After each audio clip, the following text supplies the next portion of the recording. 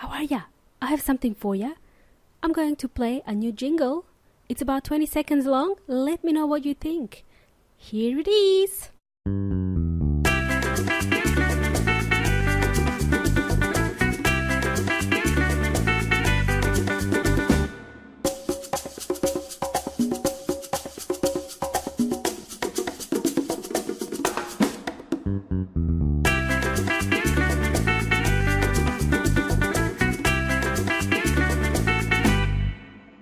Whoa, stop.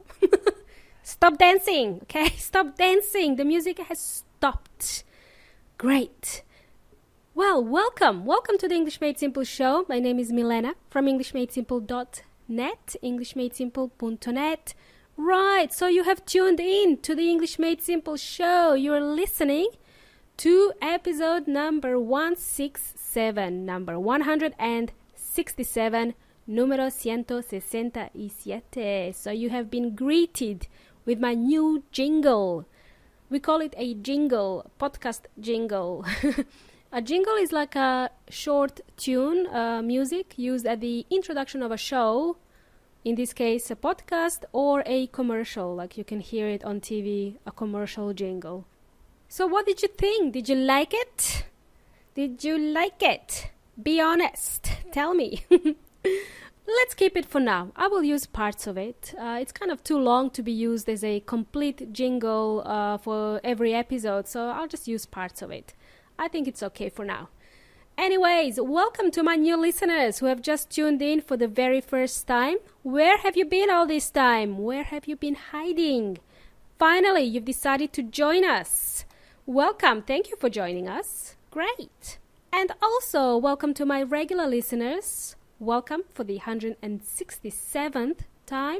Well done to you all. You have just learned how to count to 167 to 167. Well done.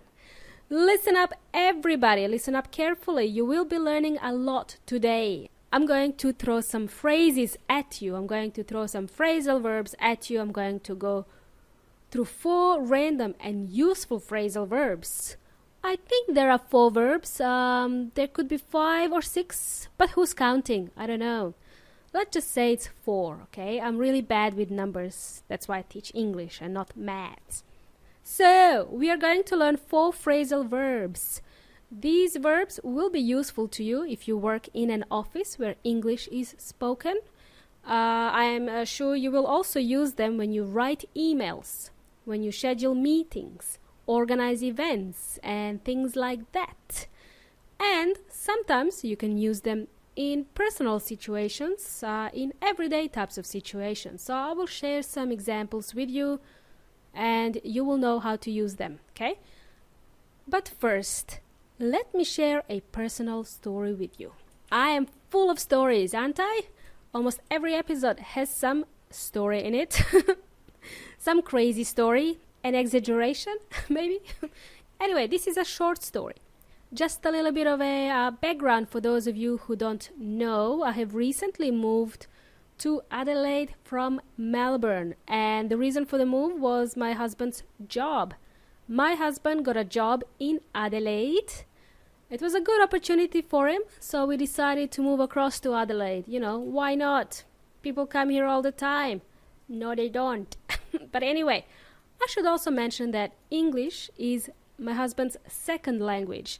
His first language is Spanish, and he's originally from Chile. He moved to Australia recently. He had a lot of obstacles to overcome before coming to Australia, and then again obstacles when he arrived in Australia to live with me. Now, I'm talking about things like applying for work and landing a job in his area of expertise, his field of work. But you know what? The story is not about him. It's a little bit about him. But we will cover this later, okay? Not today. Not in today's episode. We are not going to waste our breath, okay? I might share his story later, if he lets me. Anyway, if you're curious, you can hear about my experience of moving from Melbourne to Adelaide in episode number 134, Difference Between Moving and Relocating. That's what it's called. And another episode, 136, My Trip from Melbourne to Adelaide. You can go back to those episodes and have a listen to the experience that I share about me relocating to Adelaide. It was a painful experience, to say the least. A painful experience. I'm exaggerating, of course. I miss Melbourne. I don't mind Adelaide. I don't mind it, It's not bad. It's quite small. Shops open from 11 a.m. on Sunday. So that's annoying because I am an early riser. I wake up early. But in general, Adelaide is okay.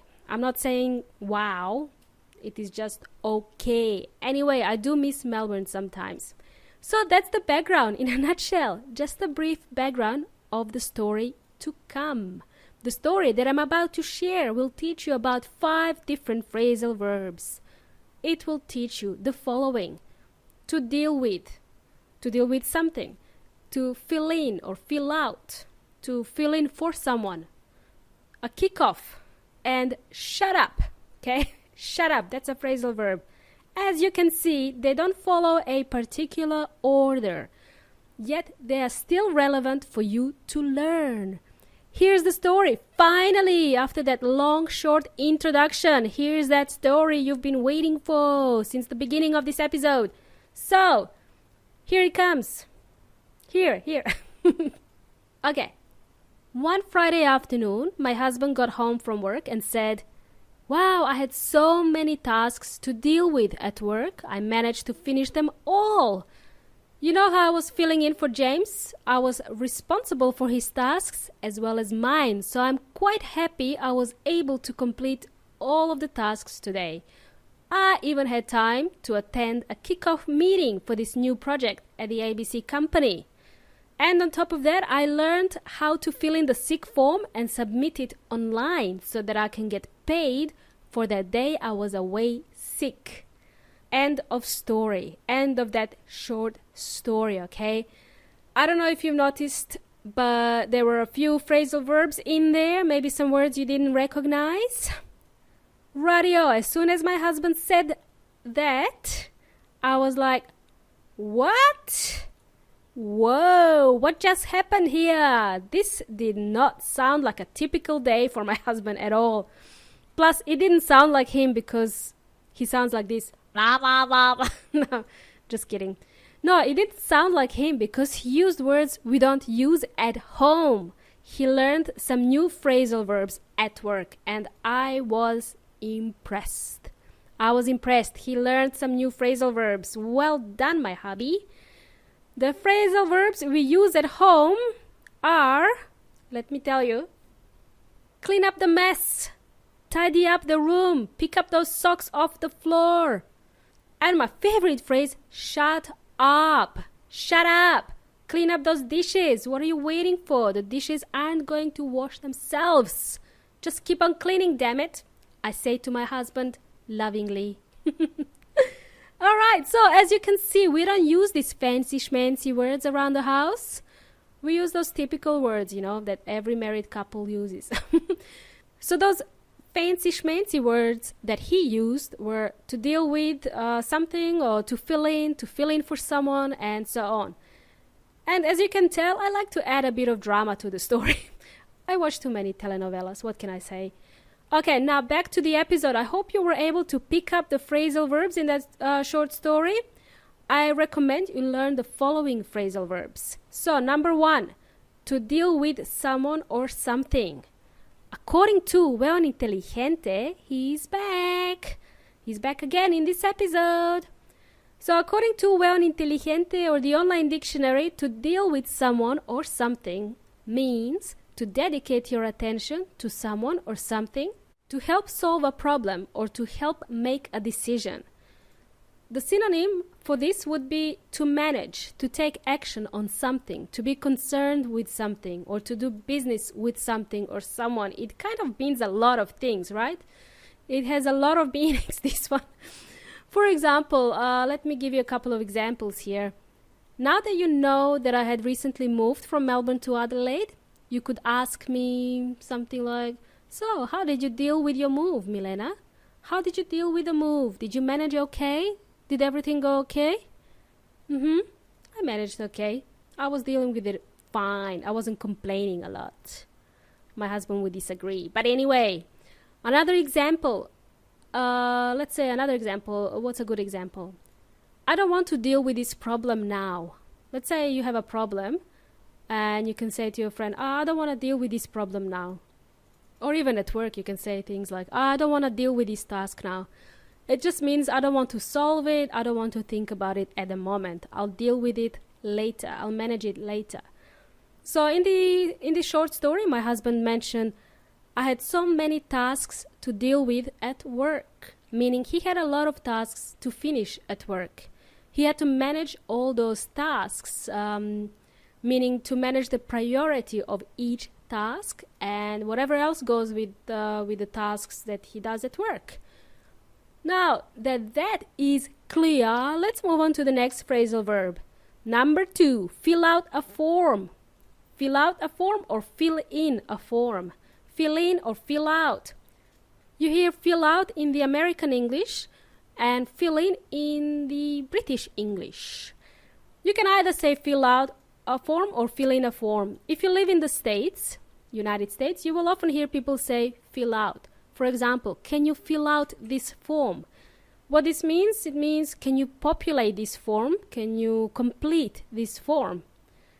If you want to sound more fluent, use fill out instead of complete. Use fill out. We hear both versions in Australia. I tend to use fill in actually. There's 2 words, fill in. Yesterday I filled in an online survey. After filling it in, I got a message that said, thank you for filling in the survey. By the way, don't get confused with the word to feel, which is spelled as F-E-E-L, to feel. To feel means, to have feelings, to feel angry, to feel happy, okay? That word is spelled differently. It's spelled as F-E-E-L. The word I'm using for fill in is spelled as F-I-L-L, okay? Fill. So it's a short E sound, fill. And if you want to use to feel, to say you have feelings, it's a long E sound. To feel something, okay? The verb fill is regular. Past tense is filled and participle filled. For example, I filled an empty glass with water. I filled an empty glass with water. The Italian dessert cannoli is filled with cream, or was it custard? I don't know, but it tastes delicious. It's filled with cream. Okay, enough gibberish. The next phrasal verb is number 3, to fill in for someone. In other words, to replace someone. So we use the same word here, F-I-L-L, fill. So it's a short E, fill. The phrasal verb is to fill in for someone. For example, I'm filling in for James at work. Or Anna is filling in for John. You can ask Anna any questions regarding James's projects. She is replacing James until James is back from his holiday. Anna is filling in for James. Or Anna is filling in for John. I got myself confused. John and James. Okay, she's filling in for someone. Radio, easy peasy lemon squeezy. Easy peasy lemon squeezy. I hope you were able to follow that. Another phrasal verb that you would hear around the office is kick off. Kick off. If you like soccer or football, in some countries they say football for soccer, you will hear the phrase kick off. It means the start of the game, a kick-off. They use this at work as well, a kick-off meeting. This would be a meeting about, new projects that are coming on. Everyone who is invited to the kick-off meeting needs to attend to hear about the requirements of the project and also to meet others who are involved in the project. A kick-off meeting. Sometimes you will hear it at the start of a presentation. For example, let's kick off by introducing each other. Let's start by introducing each other. Yeah? Following me so far? Alrighty. So the word off, O-F-F, has double F and it sounds like off, like a soft F, not of. not of, which is spelled with a single F, okay? We have of and of. Great. And lastly, number 4, phrasal verb number 4, shut up. Shut up. This is another useful phrasal verb, okay? It's very useful. It means cállate in Spanish. It means silence, stop talking, shut up, keep your mouth shut. It's not a very nice thing to say to a stranger or to someone you just met. I recommend you use it with your friends or your husbands. All right, thank you for listening to another episode of the English Made Simple show. If you would like to learn English with me, simply go to englishmadesimple.net and click on Learn with me. There is a big button there that says Learn with me at the top. If you have found today's episode useful, please share it with your friends. You've been an awesome audience as usual. You've been jamming with Milena from English Made Simple. Until next time, hasta la próxima. Okay, I think it's time for some mojitos y piña coladas. Hasta luego.